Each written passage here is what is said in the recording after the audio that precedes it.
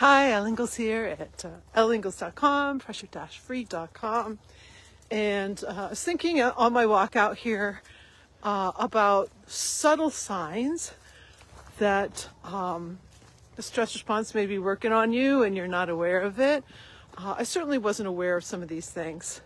I just thought it was, how people are or what's normal, because honestly, I think we've kind of normalized stress and stress ways of beings. I see people using fidget toys, having to have all kinds of little things around them, props, to keep them sane and keep them okay. And it's surely a sign that we haven't taken the time to really help people understand the stress response and how to stop triggering these stress hormones. So I just want to take a moment to talk about a couple things. So the first is fidgeting. I want to talk about fidgeting for a moment. So a lot of times I'll have a client come to me and I'll ask them if they, does their leg jiggle, or do they always have to have something going with their hands? Do they bite their nails? Anything that's kind of in the fidget world.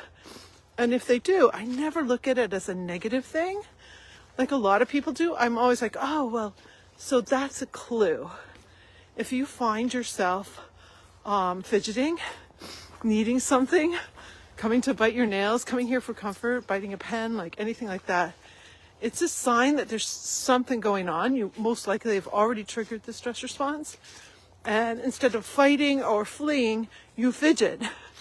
Our reflex is hyper in fight or flight. Everything kind of goes electric. So you've got all this energy, and to dissipate it, you want to fidget.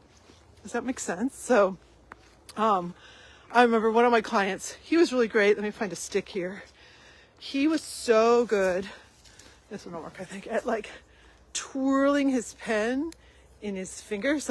He was a master at it. He just goes, yeah, I've been doing it pretty much my whole life.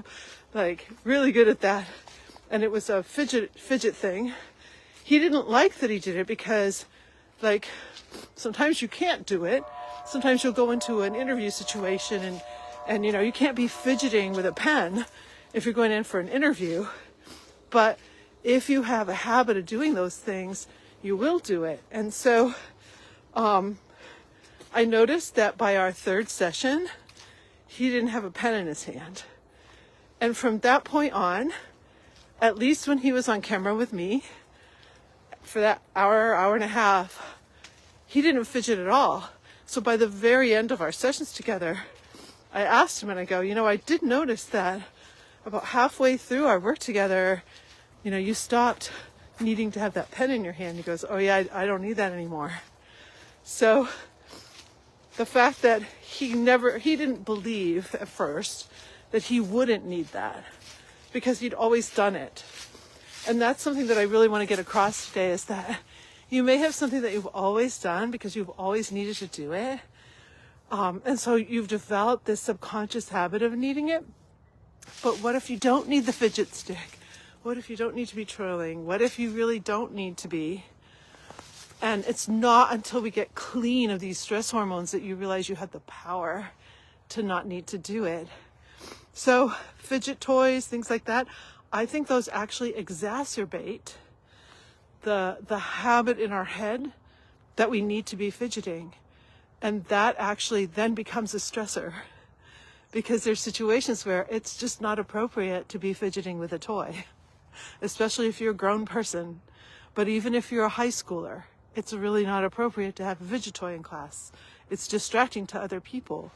So I'm just going to come out and say it, because I don't think people say these things. I think instead they're like, give people every accommodation possible. But what if those accommodations are actually causing habits of reaction that are perpetuating the stress response? I'm really curious about that. I'd love to do a study on it, by the way. So that's on my mind. And then the other is skin health. So skin health, like my hands, which are so horrible before pressure free. Sometimes I will see these videos of really beautiful women in particular, but a lot of Botox, a lot of stuff up here, but then they show their hands, and their hands are so aged. And one of the reasons those hands are so aged is because when the stress response is triggered, we wick fat and glucose from our faces, from our heads, from our neurons, and from our extremities, our hands and feet, to bring fat and glucose to the center of our body so we can fight or run away. But that causes a lot of damage to our skin cells. Plus, our ability to digest food is shut down somewhat. So when that happens, our cells, especially the cells to our extremities, our faces, our hands, our feet, our hair, the nutrients can't get out, which is some people actually have hair loss. I'm not talking about a genetic male pattern baldness, but I'm talking about the actual, like actual hair just falling out. You can have, a lot of stress acne. You can have a lot of wrinkles and furrows and all of that, and the hands can look really old. So the skin tells a lot. Also, I look for lines, like I look for the line right in here. That's a sign that a lot of stress is going on. A very cute puppy's going by. Hi. So yeah, those are some of my thoughts that on fidgeting and on skin health. Those are subtle signs. So when I'm looking at someone, let's say, they might say, no, I don't have any issues with stress. Like, I can see it. I can see that there's things working on them that they might not be aware of. Hair twirling is one. I had a client who she would hair twirl and actually braid her hair. It like all the time. And this was a woman in her 50s. That was a habit she developed when she was a little girl. So it was a sign to her too that she was nervous in a situation. She was a corporate lawyer, so it's like, okay, that's interesting. So taking a moment, just notice what are some of these little things for you, and don't beat yourself up. Like, that's how do I say this? Pressure free is not perfection. It's protection from stress hormone release. Like, that's what it really is. So wish you a great pressure-free day. It's a gorgeous fall day in Michigan, wherever you are, across the planet, because I have people in Australia watching me here.